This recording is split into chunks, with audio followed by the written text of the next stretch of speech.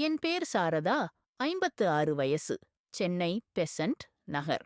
ஒரு பெரிய ஐடி கம்பெனியில சீனியர் மேனேஜரா வேலை பார்க்கிறேன். வாழ்க்கையில எப்போவும் திருமணம் செய்து கொள்ளவில்லை. சரியான ஆள் கிடைக்கவில்லை, சரியான நேரத்தில் கிடைக்கவில்லை. இப்படி சொல்லி சமாதானம் செய்து கொண்டே வந்தேன். உறவினர்கள், ஏன் இன்னும் திருமணம் செய்யல ஹோனனு கேட்பதை புன்னகையோடு தாண்டி வந்தேன். உள்ளுக்குள் ஒரு தனிமை இருந்தது. ஆனால் அதை வேலையிலும் நண்பர்களோடும் புத்தகங்களோடும் மறைத்து வைத்திருந்தேன்.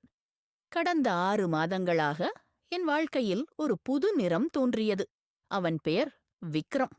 42 வயசு. என் கம்பெனியின் புதிய புராஜெக்ட் டீமில் வந்தவன். அழகான புன்னகை, அறிவு, நகைச்சுவை எல்லாம் இருந்தது. முதலில் வேலை சம்பந்தமான பேச்சு. பிறகு காஃபி பிரேக், லஞ்ச், வார இறுதியில வாட்ஸ்அப்ல நீண்ட உரையாடல்கள். அவன், சாரதா, உங்க பேச்சு எப்பவும் எனக்கு இன்ஸ்பிரேஷனா இருக்குன்னு சொன்னான். ஒரு நாள் தைரியம் வந்து, உங்கள ரொம்ப பிடிக்கும், உங்களோட வயசு எனக்கு பிரச்சனையே இல்லன்னு சொன்னான். எனக்கு இது 30 வயசு போல உணர்ந்தேன். இரவு முழுக்க தூக்கம் வராமல் அவனைப் பற்றி யோசித்தேன். முதல் முறையாக ஒருவனை இவ்வளவு நெருக்கமாக உணர்ந்தேன். ஆனால் ஒரு மாதிரி பயமும் இருந்தது. இவ்வளவு வயசான என்னை உண்மையாவே ஏத்துப்பானா? கடைசியில் உண்மை தெரிஞ்சது. அவன் ஆபீஸில் புதுசா வந்த இளம் பெண்ணோடு உறவில் இருக்கானாம். என்னிடம் பேசியது எல்லாம் ஒரு பொழுதுபோக்கு மட்டுமே. ஒரு நாள் நேரடியாக கேட்டேன். அவன் தயங்கி தயங்கி, சாரதா, நீங்க அற்புதமான பெண். ஆனா நான் இப்போ ரெடியா இல்ல, எனக்கு வேற ஒருத்தர் ன்னு சொல்லி முடிக்கல. அன்னை வீட்டுக்கு வந்து கதவை மூடிக்கிட்டு அழுதேன். வெட்கமா இருந்தது. 56 வயசுல ஒரு கிரஷ் வச்சு ஏமாந்துட்டனேன்னு. என்னை விட 14 வயசு இளையவனுக்கு நான் எப்படி போட்டியாயிருப்பேன்? மனசு கேட்டது. பல நாட்கள் தூக்கம் வரல. ஆபீஸுக்குப் போகவும் பயமாயிருந்தது. ஒரு நாள் என் நெருங்கிய தோழி மீனாட்சி என்னை போனில் பார்த்து, சாரதா, இது உனக்கு தேவையா? இன்னும் எத்தனை நல்ல ஆட்கள் இருக்கிறாங்கன்னு சொன்னா. அவ தைரியம் கொடுத்து என்னை ஒரு வார இறுதி ட்ரெக்கிங் குரூப்புக்கு அழைச்சிட்டு போனா. அங்கேதான் ரமேஷை சந்தித்தேன்.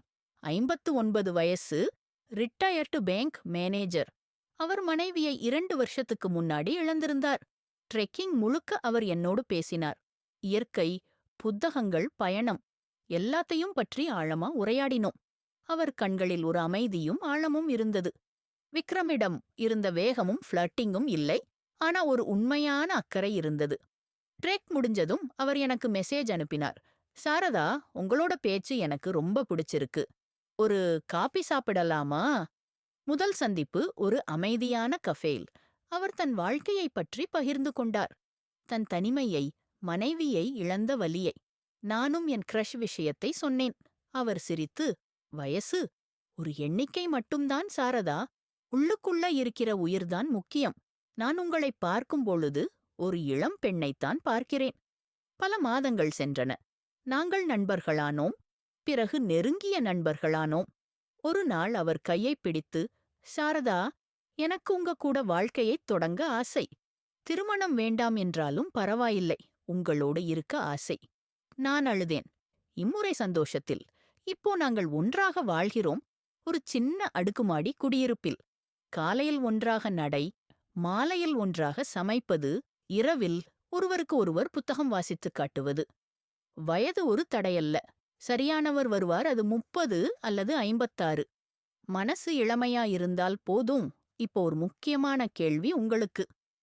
நீங்கள் 50 வயதுக்கு மேலே ஒரு புதிய காதல் அல்லது உறவைத் தொடங்கினால் உங்களுக்கு முதலில் வரும் உணர்வு என்னவாக இருக்கும்? பயமா? உற்சாகமா? சந்தேகமா? இல்ல வேறு ஏதாவது? கீழே கமெண்டில் உங்கள் உண்மையான எண்ணத்தை பகிர்ந்து கொள்ளுங்கள். வாழ்க்கையின் எந்த கட்டத்திலும் காதலும் சந்தோஷமும் சாத்தியம்தான். அதைப் பற்றி பேசுவோம்.